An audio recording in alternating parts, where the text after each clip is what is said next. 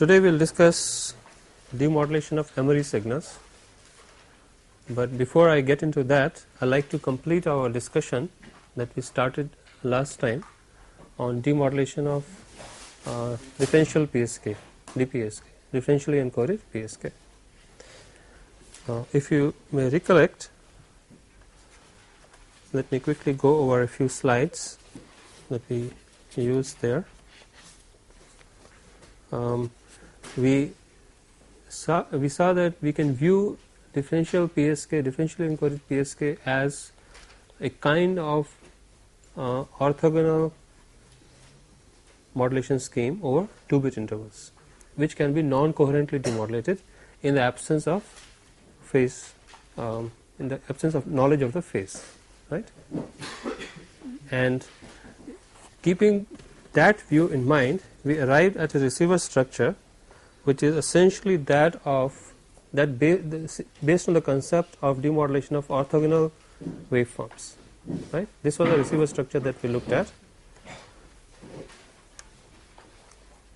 where we obtain the output corresponding to the waveform ST plus ST minus LT here, ST minus T here, and ST minus ST minus T here, because what we discussed was that we could think of now a 0 being represented by the transmission of ST followed by ST minus T, the same waveform delayed with the same sign, right? Whereas a 1 could be represented as a waveform in which the polarity gets changed as you go from one symbol to the next symbol. So over 2-bit intervals, the received waveform can be represented as either this waveform or this waveform. So based on this appreciation, we arrived at this receiver structure, right? Do you recollect all this? It's about 3-4 days ago, so I hope you can remember what we did. And this is a non-coherent receiver.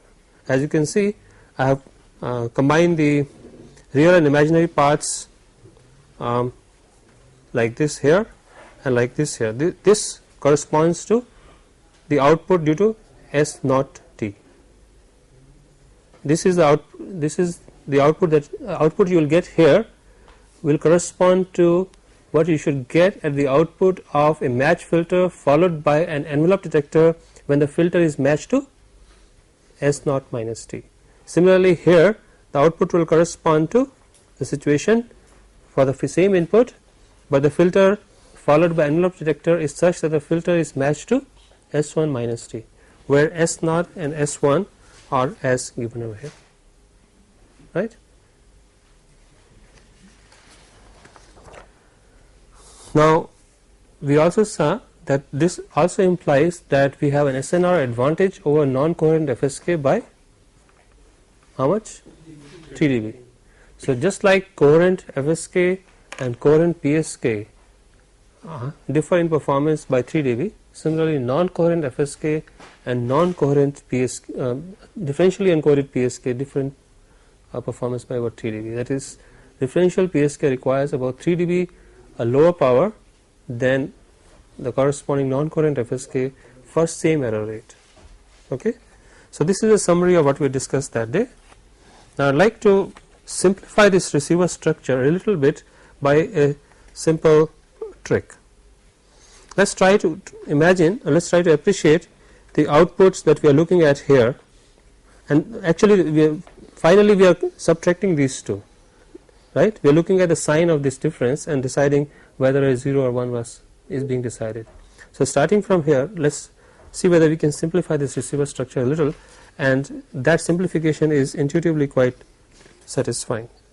So let me go over to continuation of the discussion of DPSK with a view to simplifying the receiver structure further.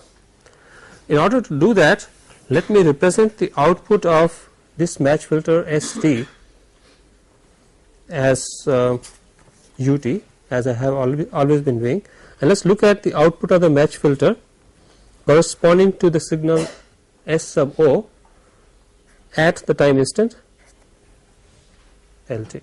Okay. As you can see, this is a complex input, right. This is a complex match filter assuming a real pulse, because S minus T we are assuming is a real pulse, but the input has been represented as a complex waveform by IQ demodulation. All right.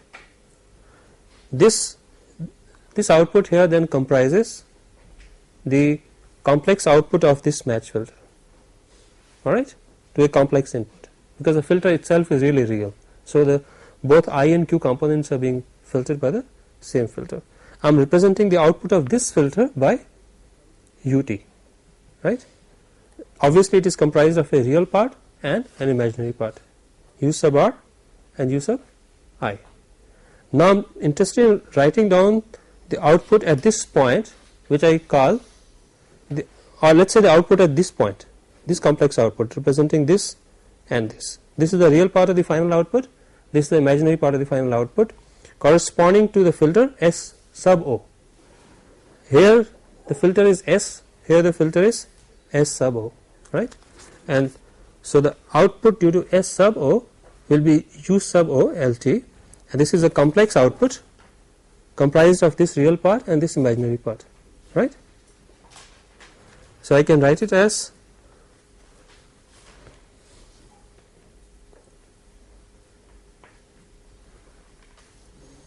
all right, this corresponds to the difference component, that is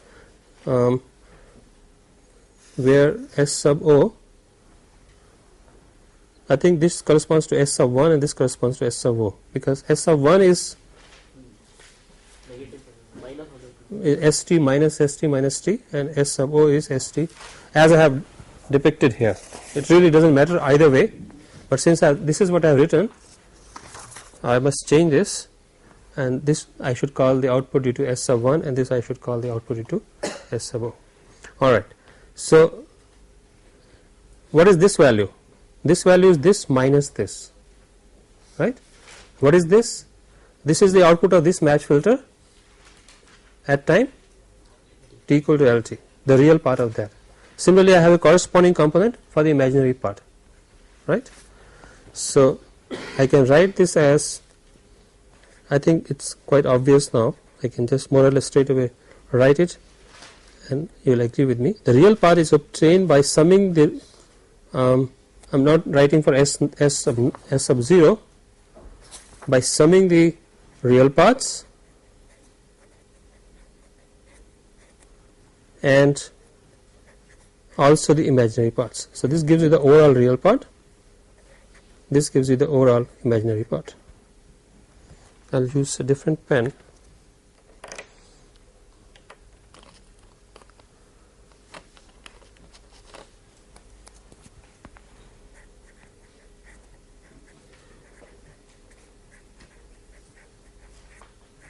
Okay, you agree with this?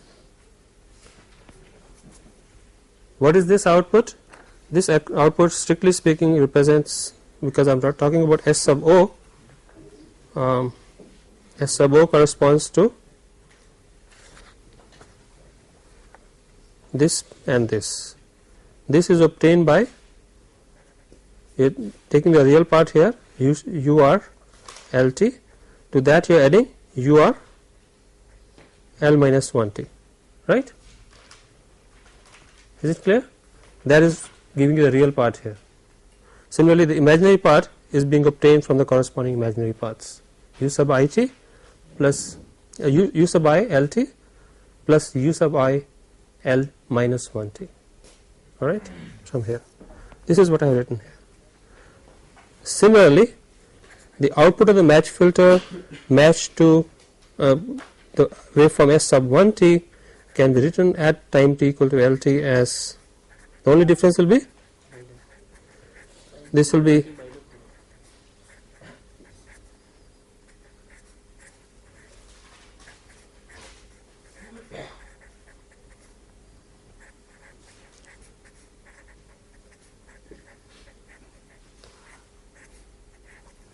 okay. Now what are we doing with these two? Let us consider this quantity. Ultimately if I ignore the square rooting operation, Just assume that I am taking the real part and imaginary part, summing the squares of both of these, and similarly for this. So basically I got the magnitude of u1 here and the magnitude of u0 here, which I am subtracting. Let me look at that. Okay. Suppose I ignore the, so I take the magnitude of this minus the magnitude of this. Okay.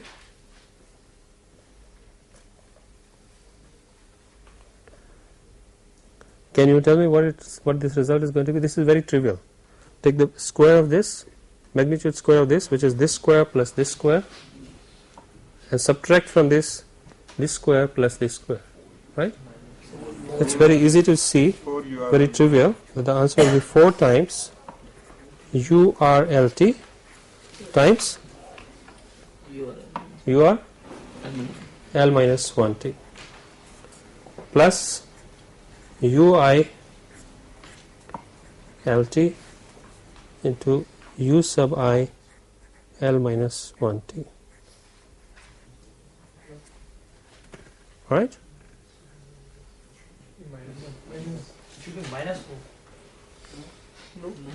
There is a minus sign here. It should, I think, be plus. It should be minus. The whole thing should be minus. Alright, in that case, let me make it this minus this. It really doesn't matter. Right?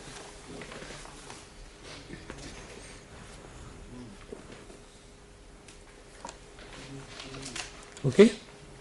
Now, what does that tell me? That brings me to this kind of a receiver structure.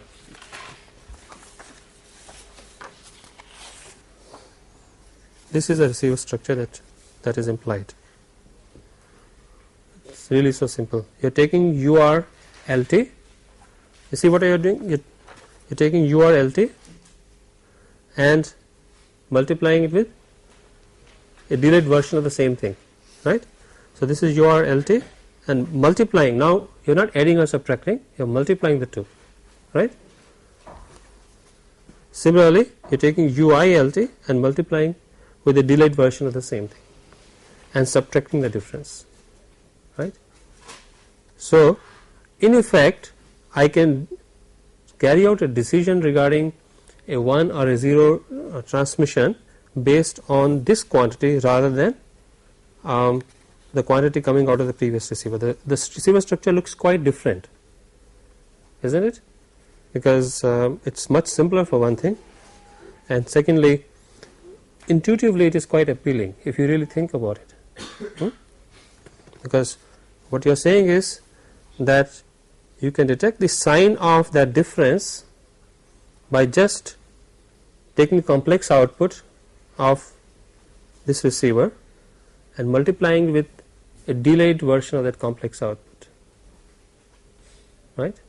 And then checking the sign of the real part. Basically that's the real part of the product of these two, of this complex signal delayed with itself by t seconds. If you just think about it, isn't it?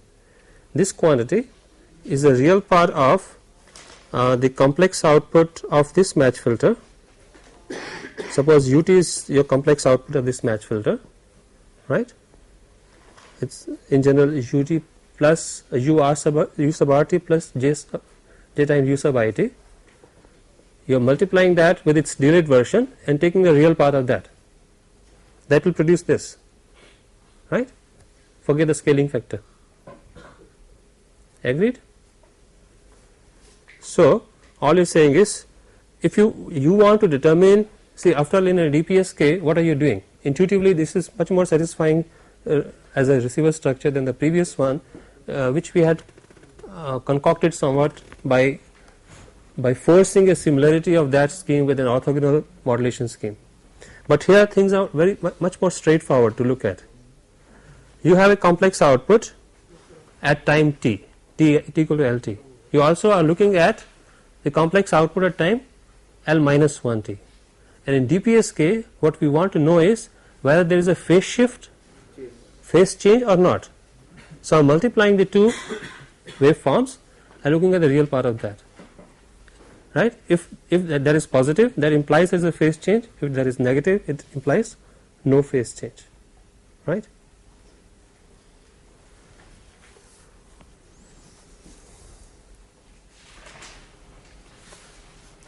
Okay. Do you appreciate this point intuitively? That is, to determine whether ULT equal to U sub R LT plus U J times U sub I LT is in phase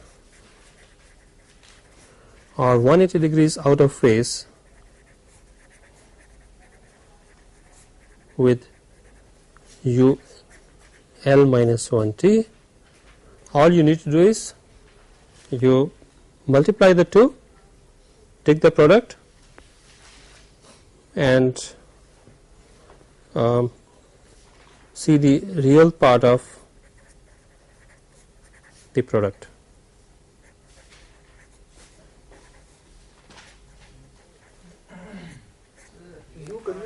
Oh yeah, it should be conjugate. You're right. Yes. Yeah, it should be U. That's what you are doing, right? And that makes sense because suppose ULT had some form e to the power j theta with some amplitude, right? And suppose there was no phase change, right? Then this will become e to the power minus j theta, and the product will be 1. If on the other hand there is a phase change, this will be e to the power j theta, this will be e to the power j theta plus j pi, right? Now you multiply the conjugates, the answer will be e to the power minus j pi, which will be minus 1. Basically that's what you are doing, looking at the real part.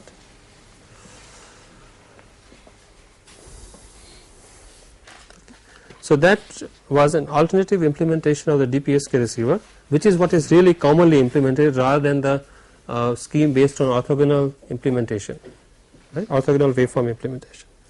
So this is what is also called a correlator implementation for DPSK. As if you are match filtering the received signal and you are correlating the present bit interval output with the previous bit interval output, right?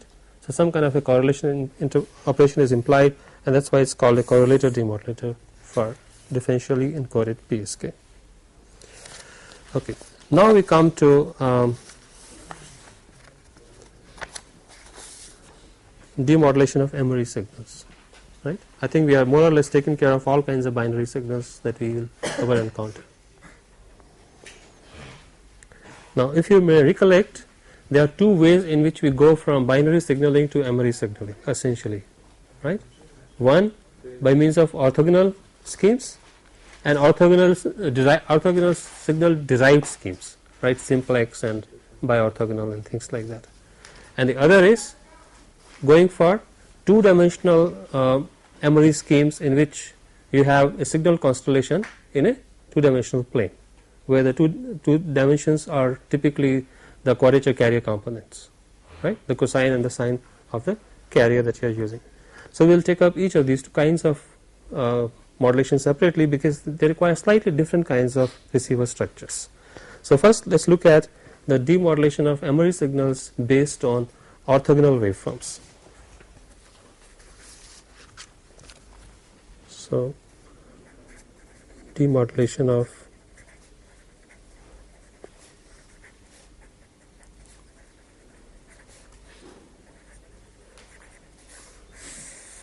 and first we will look at orthogonal waveforms.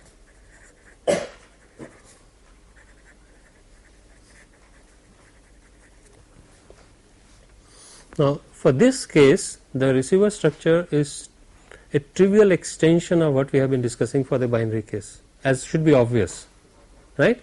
Because what you are doing is in each symbol interval you are transmitting now we will use the term symbol interval rather than bit interval, because if you are using a non-binary scheme it is implied that you are transmitting more than one bit of information in one signaling interval, right, and therefore typically we represent the entity of information that is being transmitted not as a bit but as a symbol, because it may carry information regarding several bits, right. So this is a usual terminology difference used between binary and Emery schemes. So we'll now refer to the basic transmission interval, signaling interval as a symbol interval rather than as a bit interval. So in each symbol interval you are transmitting one of m possible waveforms which are predefined and which are mutually orthogonal, right. So what should be the receiver structure? Obviously a bank of match filters or correlators. So let us say your received signal is Vt equal to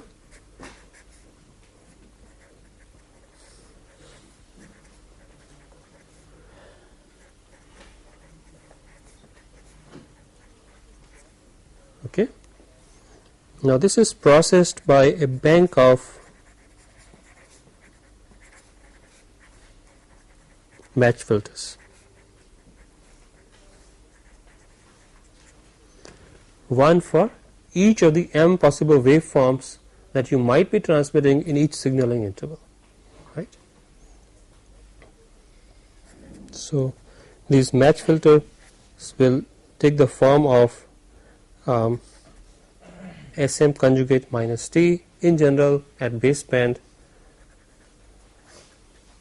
for m going from 0 to let us say m minus 1, okay. And the implementation could be either passband in nature or baseband in nature. We could have passband match filters followed by envelope detectors, or we could have a baseband implementation based on first converting the input signal into a complex representation followed by further processing. So there will be one match filter of this kind for every possible S sub m, m going from 0 to m minus 1. And as we know, the outputs of these match filters will have to be looked at t equal to LT, at which time instant we expect the outputs to be real, right, from the properties of match filters we have discussed before. So it is the real parts of these match filter outputs that we will be looking at, which are given as follows.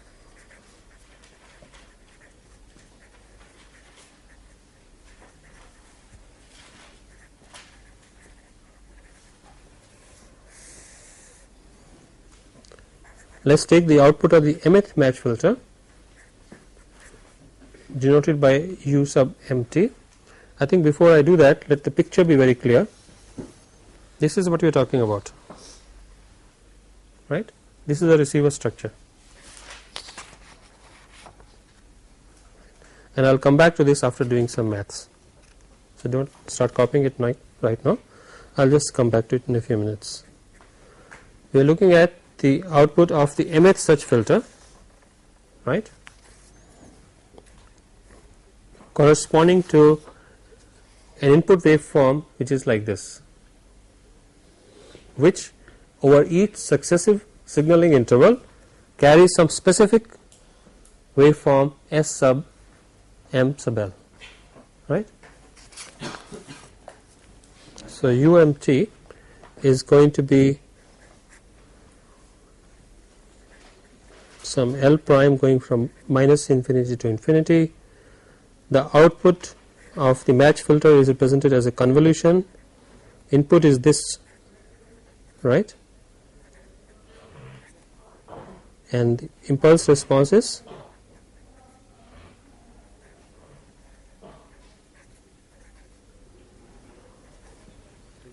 right plus the corresponding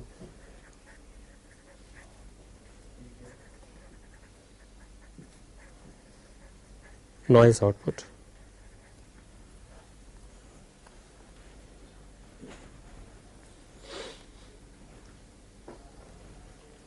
Do you appreciate what is happening? Just a simple equation which tells us what is the output of a specific match filter, which one, S sub m, right, corresponding to this input. Okay. obviously it will be this convolved with that match filter impulse response plus this convolved with the same match filter impulse response, which is what I got here, right. And of course I have taken the convolution integral inside the summation, where the summation refers to successive signaling intervals going from minus infinity to plus infinity. Alright, and this is what you sample at. I am going through this maths, although the answer we already know as to what kind of receiver we should use. I am going through this maths because later on this is going to be important for us when you do performance analysis, because for performance analysis we want to precisely define the quantity that we are sampling mathematically and the operations that we are carrying out for making a decision as to which symbol was transmitted. So we must be able to precisely define how we are carrying out the comparison, what precise computations are being done. So we are going to compute this match filter outputs for each value of m, sample them at some specific time instant, let us say t equal to LT, and now using the orthogonality property, right, the orthogonality property tells us that these integrals, what is the value of these integrals going to be? Let us consider S sub m zeta minus L prime t into S m prime. This is just a general result I am writing.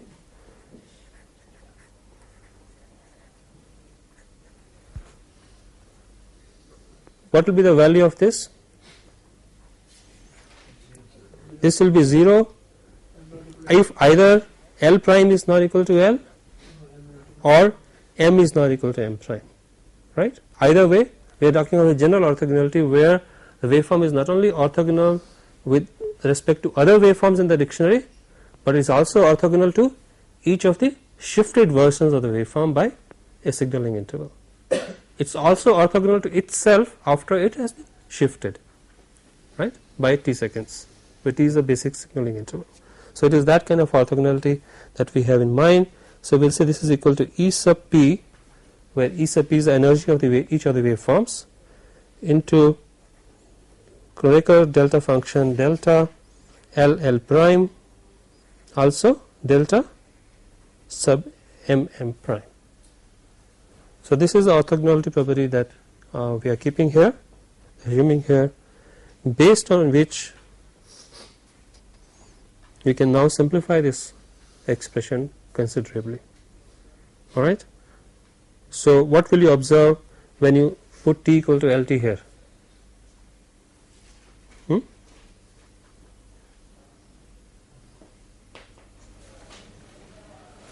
What will you put? What will you get? Suppose I am interested in the value UMLT, U sub m LT. Based using this orthogonality, what will be left here? Apply this over here, right? This will be E sub p. There will be contribution only from L prime equal to L, right? Because of this Kronecker delta function.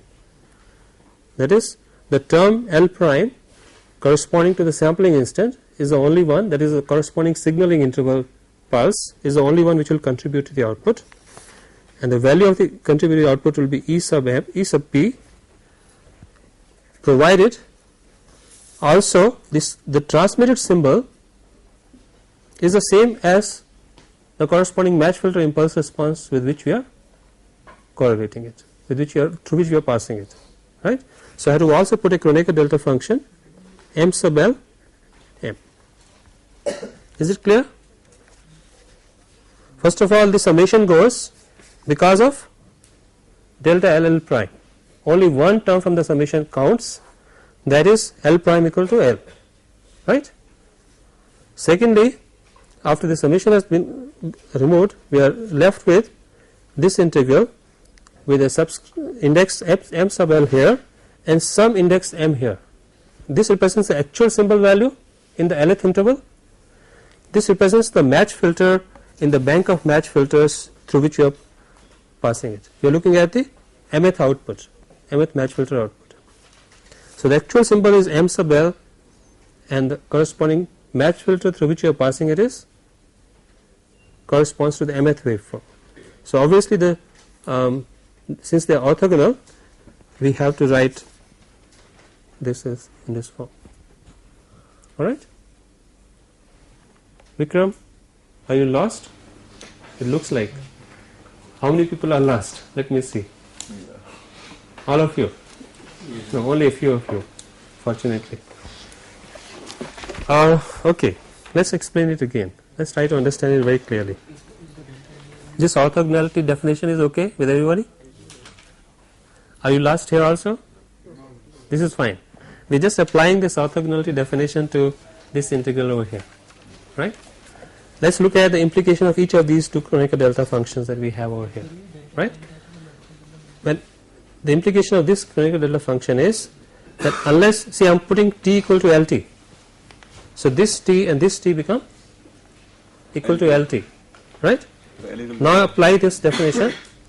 The only terms out of all this infinite number of terms which will contribute to, which have the possibility of contributing a non-zero output is the term L prime equal to L, right? So this summation goes except for the value L prime equal to L. Agreed?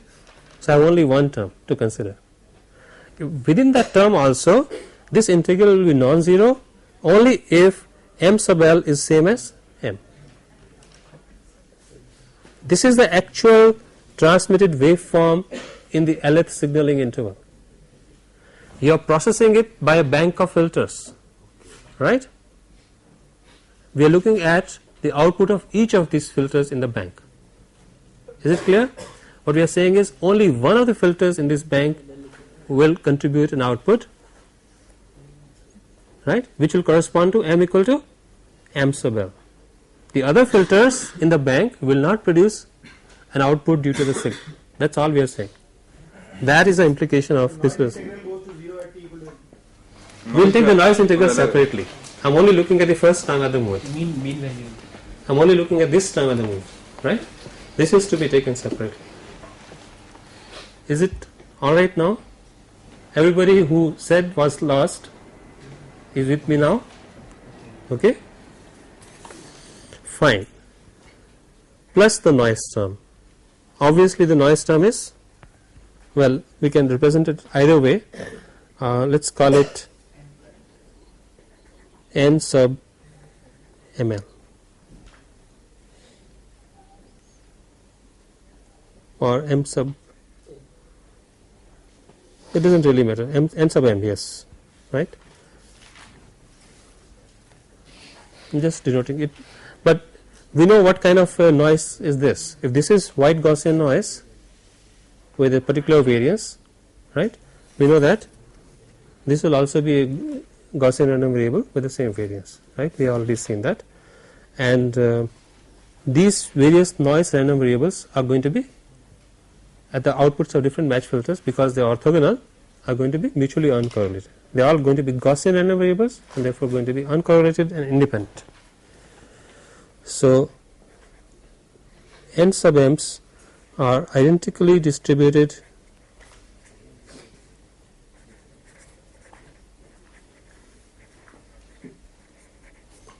complex Gaussian random variables.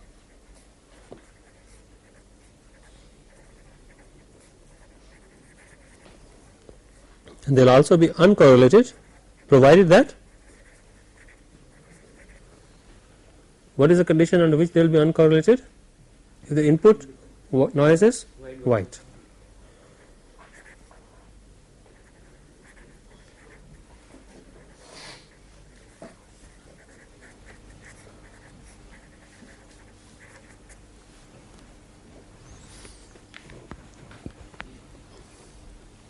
Any questions regarding this equation?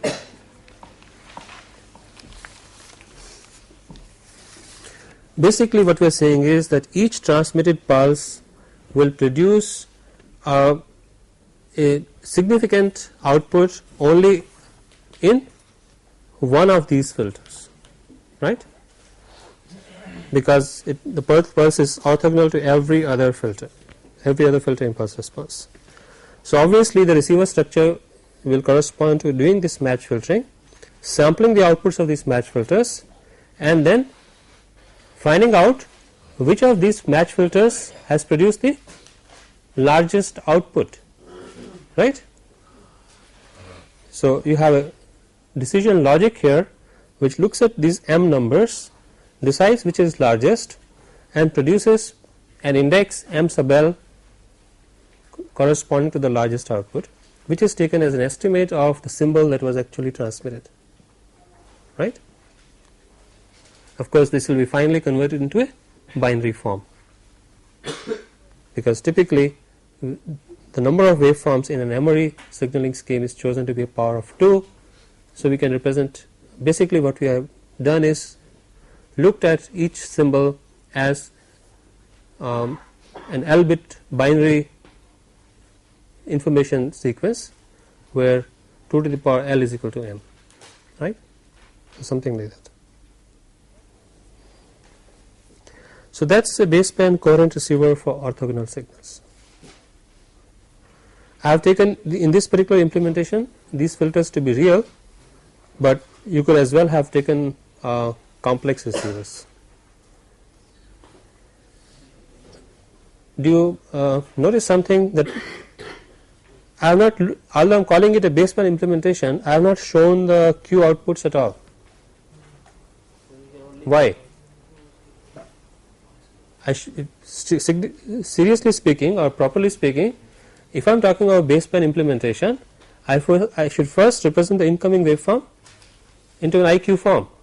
I have only shown a single local oscillator here. What is the reason? I have not looked at the Q output at all, the imaginary part at all. I should have really taken, well, I would do that provided these are in general complex waveforms, right. If these orthogonal waveforms were complex, the baseband representations of these orthogonal waveforms were complex, then I should have done that. But if these are real, I do not have to do it. Why? Because the imaginary part will only produce an imaginary output corresponding to, because the same filters will get repeated, right. They will only contribute an imaginary output, but at the signal, at the sampling instant, I am only interested in the real part of that. So, that is the reason why I have not shown it. However, if these were complex, then you will have to modify the receiver structure accordingly, right. You will have to put conjugates here and then retain the real part finally and then pick the largest of the real part.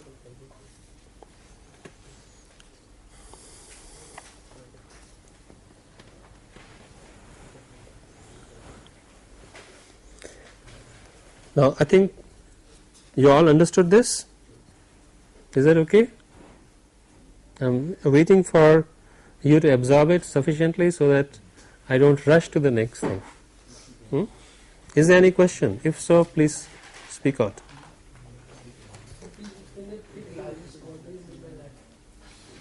What I mean by this? What I mean by this is I have to look at each of these outputs, find out which match filter is producing the largest output and decide therefore which index m sub l is the correct index, right, which is the waveform which was actually transmitted, because the waveform that was actually transmitted, the corresponding match filter will produce the largest output, right. So, that gives me an estimate of the symbol that was transmitted in that particular symbol interval. Is there anything else that you would like me to explain here? It's larger should be faster than T second. All it has to do is take a decision every signaling interval. That's the least complicated part of it, really. This is much more complicated, implementing so many match filters. So, what was the question? His question was that it should be able to pick the largest value from the given values before the next set of outputs is produced, surely, right. M is very large and will take time, will be processor. Sure, but we have sufficiently fast processors available and this kind of task is relatively simpler, right, because all it has to do is look at some numbers, whereas these filters have a much more complex task. They have to perform filtering, right. Implementation of these by a processor is a much more challenging operation than just picking up the largest value. Alright, so if that is fine, we have only looked at the coherent receiver. For orthogonal waveforms, we know that we can also look at non-coherent receivers, right? And I think there is no need to spend too much time on it. It's quite obvious what we should do. Again, find the envelope of each one. Right? Pick the largest. Very good. So what we now have is, we now have to go through a complex IQ representation, right? We can't avoid it now because we don't know the phase, right? The phase is unknown, so we can't compensate for it. So we have the IQ output. The bank of filters is now, I've again shown this picture for the case where the orthogonal signaling waveforms are real. If they were complex, this picture would be slightly more complicated, or at least you will have to put conjugates everywhere, right? If it is real, then what is the match filter corresponding to this any particular complex input? Well, it will be filtered by the same filter in the real and imaginary parts, right? And then they will be combined through this envelope detector operation. So take the magnitude square and take the square root. You will do this for each of the m possible waveforms that you could have transmitted, sample these and pick the largest as before. So that is the baseband non-coherent demodulator for orthogonal signals.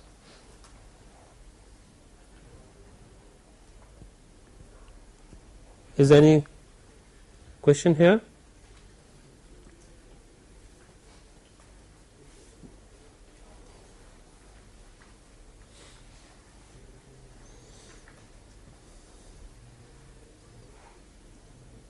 Can you tell me how will the thing get modified if I were to use complex pulses rather than real pulses at baseband? How will I modify this for complex pulses? Then we have to take the imaginary part also. The imaginary part also we have to take. No, the imaginary part is there here also. We are producing the imaginary part here also, Sine star. right?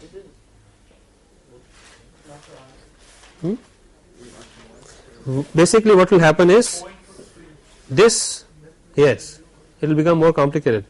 This complex number will be operated upon by a complex filter, right? So schematically, let me represent one filter. Suppose I represent the complex input as a double lined arrow showing that it has a real part and imaginary part. Then we have to pass it through a complex filter with impulse response some h minus t, right? This will produce a complex output in general, right? Therefore, really speaking, how many filtering operations you have to do? 4. Suppose I was to ask how many equivalent real filtering operations I have to do, they are obviously 4, because this is complex, this is complex. When you multiply or convolve a complex number, a complex signal with another complex this thing, there will be 4 real such operations really. So that is the essential increase in complication. However, remember that I am only interested in the real output at the sampling instance. So I only need to produce the real part and not the complex output. So that is how things will be different, but in principle they will be broadly the same. Is that okay? Mathematically, the waveform that the sample output that you look at each of the filters can be represented as u sub m at the time instant t equal to LT. It will be E sub p. This everything else is same. This was there earlier also. There will be an additional factor that comes into the picture. What is that? E to the power j theta plus nm prime, right? and therefore what you really look at is the magnitude of, this is your diffusion statistic, because we don't want to consider e to the power j theta, right. That is, if you just look at these numbers here, they are represented like this. Finally, you are only looking at the magnitude.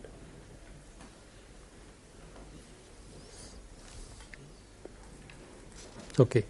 Now we come to the situation where we don't have orthogonal waveforms. I am leaving out as an exercise for you to do yourself what we shall do if you had to work with, let us say, Emery simplex waveforms or Emery biorthogonal waveforms. Okay. Think about it yourself. How will you demodulate signaling schemes based on Emery simplex waveforms or Emery biorthogonal waveforms, right?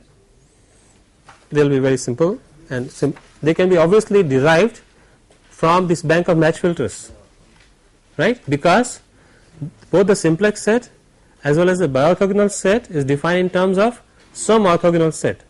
So if I have the outputs of the orthogonal filters, I can construct the required outputs which will be used for demodulation of the simplex set or the biorthogonal set as applicable. Is that okay? Therefore, I should really take up only one more system, and that is demodulators for Emery signal constellations in 2 dimensions.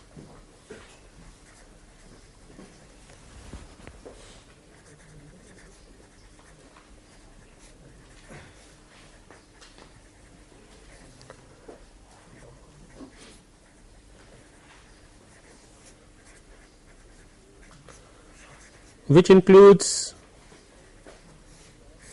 a very important class of modulation schemes, because modulation schemes like QPSK, offset QPSK, Emery PSK, amplitude phase shift keying, with multiple points, large number of points in the constellation, they all fall within this class, right. We have seen the variety of constellations we can have. We can have them on a circle, you can have them on a grid, right, in a mesh, or we could have other combinations which we have seen. Now, this demodulation, the demodulation of these waveforms is quite different from the corresponding orthogonal waveforms that we have just seen. The reason being that basically each waveform that you are transmitting is essentially the same in this case, isn't it? The only thing that differs is the associated complex number, complex amplitude with it, which defines the point on the constellation that you are transmitting. But the basic transmission entity is the same pulse, right. So whether you are, suppose you are doing QPSK, right, you are just associating with the cosine and sine of the pulse a different complex number, complex amplitude. Therefore, that is a different amplitude and a different phase, but essentially the basic pulse shape is the same. So really speaking, how many match filters you require? One. Only one. You don't require a whole variety of course a complex match filter, right. You require a simple complex match filter, and after from that you can produce a complex number based on which you can take a decision as to which particular symbol was transmitted, depending on where that complex number lies, right. Intuitively it is quite obvious that this is what you have to really do. So one needs only a single match filter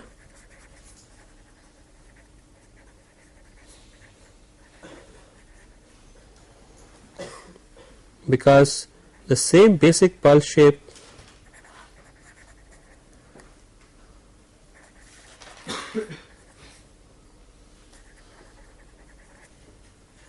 for every point.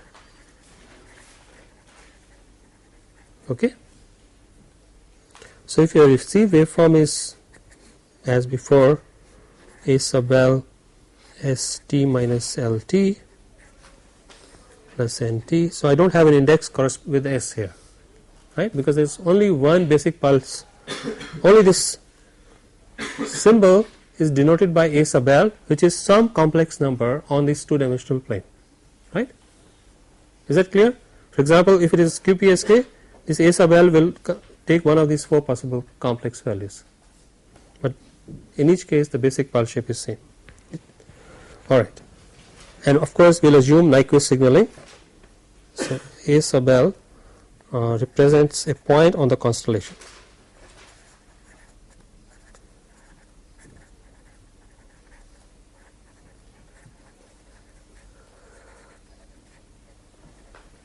Okay, in the lth time interval, signaling interval. So if we assume that the match filter output it's going to be passed through a match filter corresponding to the pulse shape st, if we assume that is denoted by RT as before, if we assume that that output satisfies the Nyquist criterion, then at the sampling instant t equal to LT, the only pulse that will contribute to the output is corresponding to that signaling interval, and therefore we can simply write u sub k in the at t equal to kt. What will that be equal to? A sub k plus some n prime k, right? Is it obvious? Because this is being match filtered, output will be a sub l r t minus lt. That is being sampled at t equal to kt, and if you use a Nyquist pulse, that is RT is Nyquist, then everything else will be 0. All others RTs sampled at t equal to kt will be 0 except for the kth bit interval. The corresponding noise waveform is also filtered. Let's denote that by n prime, right? And again we are sampling the noise waveform at t equal to kt to produce a random variable nk prime, which will be obviously Gaussian random variable. So in general, this is a complex number corresponding to what you transmitted. This is a complex random variable, right? This represents the input symbol, input point on the constellation, which is a complex number. This is a complex Gaussian random variable. You understand what that means? Complex Gaussian random variable, that is, it has a real part and an imaginary part, both of which are Gaussian, and since they are also uncorrelated, the joint density function is also Gaussian. Even if they were not uncorrelated, it would have been Gaussian, but it's a very simple form of Gaussian number over here. So what does one have to do now? This is shown here. You take the input signal, do the IQ processing to get the baseband representation, you do the match filtering, right? This I am assuming again that our basic pulse shape is real here, to produce the real part of the output and the imaginary part of the output. That defines the complex number which we are calling V sub k, right, which is going to be equal to a sub k plus n sub k. Okay, I have illustrated the situation for an 8-phase PSK system, 8-ary PSK system, in which case the a sub k should come from this 8-point constellation on a circle, right. Now our job is to decide what was transmitted. Intuitively, what do you think we should do? We should find out the point to which V sub k is the nearest in this constellation, right, and that will be the best thing to do, right. In fact, one can prove that this is the optimal thing to do, and that defines in this two-dimensional plane a whole lot of regions corresponding to 8 points. It defines 8 regions such that in each of these regions this point is closest to the given constellation point. So that means you don't really consider the independent, real and imaginary independent, but only the modulus. And No, not the modulus. and We are the- looking at independently. The phase. So like here you are finding a region as such. It's not actually more about the fact No. that. Please try to understand. Let me fully describe what is being done, and then I think let me blow up this picture a little bit. Of course, this is a bad circle, but imagine this is a circle. Okay. I'm sorry. Let's assume that these are your constellation points. This is different from the picture that I have drawn there, slightly different. The points are shifted with respect to the previous set of points. But what we are saying is, if this is a valid constellation point and you receive a Vk which if plotted on this two-dimensional thing lies here, right? That is, it has a real part like this and has it has a real part like this and an imaginary part like this. So obviously this is the plot of the point V sub k. If it lies in this region, it implies that this is closest to this point. So our decision will be that this particular symbol was transmitted. So both the real part and the imaginary part play a role in deciding where it lies, right, of received Vk. Similarly, if it turns out to be here, we will decide that this was transmitted.